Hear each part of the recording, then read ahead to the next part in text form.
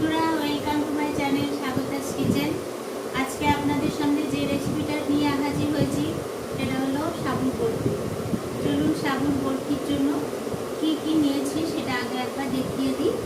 কি কি লাগবে: লিকুইড দুধ লাগবে, চিনি, নারকেল কোড়া, আর সাবু ভেজানো, সাবু ভিজিয়ে রেখে জলটা ঝরিয়ে রেখেছি, আর বাদামকে ভেজে গুঁড়ো করে রেখেছি, বাদাম ভাজা, আর গুঁড়ো দুধ লাগবে, আর লাগবে এলাচ।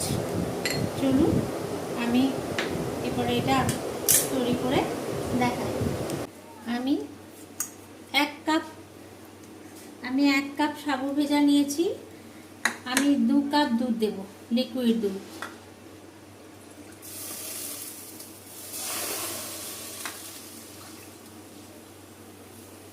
দু কাপ দুধ দেব। ফুটে গেলে আমি তার সাথে গুঁড়ো দুধটা মেশাবো। আমি তখন এলাচটা দিয়ে দিই, দুধের সাথে এলাচটা ফুটে যাক। দুধটা ফুটে এলে গুঁড়ো দুধ মেশাবো। দুধটা ফুটে গেছে, এরপরে আমি গুঁড়ো দুধটা মেশাবো ওর সাথে।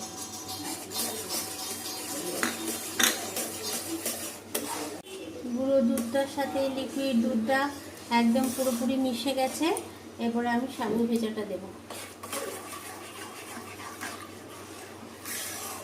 এটা মাঝে মাঝে নেড়ে দিতে হবে, নাহলে তলায় লেগে যাবে। সাবু এমনিতেই চ্যাটচ্যাটে একটু ভাব থাকে, সবসময় এটা নেড়ে যেতে হবে। এটা নাড়তে নাড়তে নাড়তে নাড়তে তারপরে আমি চিনি দেব। তারপরে আমি এর সাথে চিনি দেব।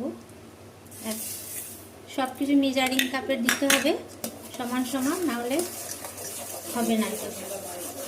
এটা নেড়ে যেতে হবে সব কিছু, সাবু, চিনি, দুধ সব একসাথে নাড়বো আমি এখন। এটা এরকম শুকনো হয়ে আসবে, যতক্ষণ শুকনো না হচ্ছে ততক্ষণ এটা নেড়ে যেতে হবে।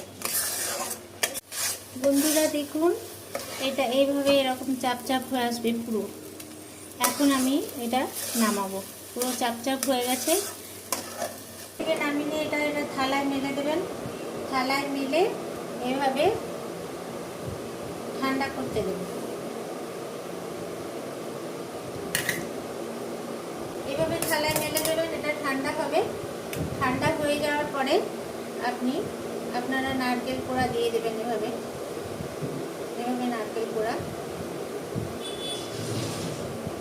তারপরে বাদাম কোড়া,